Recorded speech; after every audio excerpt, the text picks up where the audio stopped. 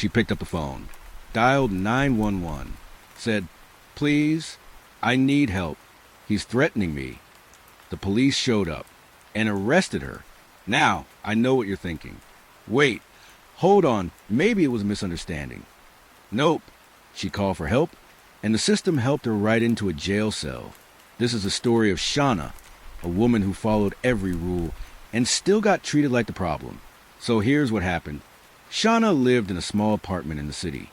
Nothing fancy, just peace, quiet, and a restraining order. Yes, she had won. Against her ex. Let's call him Travis. Because of course his name is Travis. Now, Travis wasn't just any ex. He was a pop-up at your door at 2 a.m., leave 19 voicemails in a row, threaten your dog kind of ex. The kind of man who thinks a restraining order is just a suggestion. He'd already been warned by the courts. He'd already had police called on him before. So when Shana heard him banging on her door again, she didn't wait. She called 911 immediately, exactly like she was supposed to. But when the police showed up, they didn't find a terrified woman and an aggressive man. Nope. They found a calm gentleman with a tiny scratch on his arm and a crying, emotional woman who clearly looked unstable. You know, because crying after being attacked equals suspicious. Travis told the officers, "She scratched me. I came here to talk," and she flipped out. Never mind a broken lock on the front door. Never mind the history of abuse. Never mind the fact that he wasn't even supposed to be within 500 feet of her. Nah, that one scratch must mean she's the real threat. So what did they do?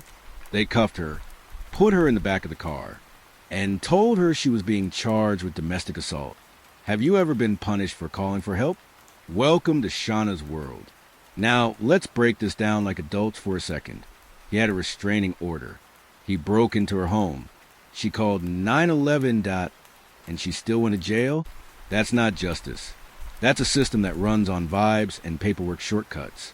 The officers didn't check her file, didn't review her call history, didn't pull up the restraining order. One of them literally said, "Well, he seems honest." I'm sorry, what? He seems honest? Bro, he just broke into her house. You think honesty starts with trespassing?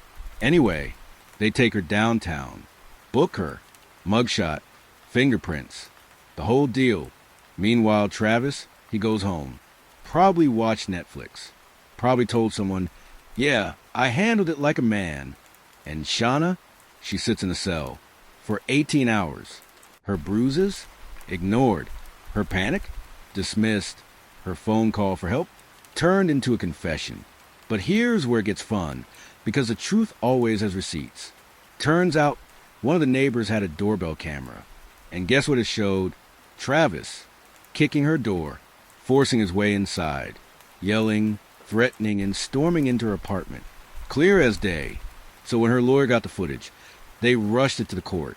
And just like that, the charges vanished. Gone. Poof. Like it never happened. But did Shana get an apology? Of course not. No, we're sorry. No, our officers made a mistake. Not even a refund for the ride in the back of the squad car.